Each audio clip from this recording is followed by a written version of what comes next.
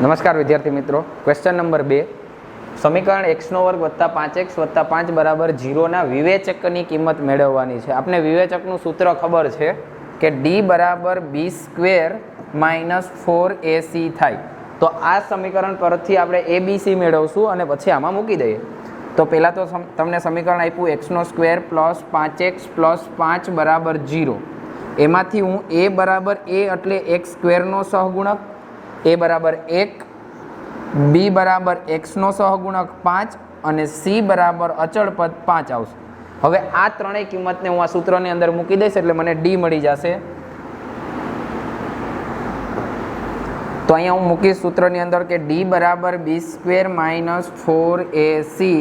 b ની જગ્યાએ હું મૂકીશ 5, એનો સ્ક્વેર ઓછા 4, એની જગ્યાએ 1 અને c ની જગ્યાએ 5. તો 5 નો સ્ક્વેર કરશો 25 માઇનસ 4 5 20. 25 માંથી 20 બાદ કરી નાખો એટલે આપણો આન્સર મળી ગયો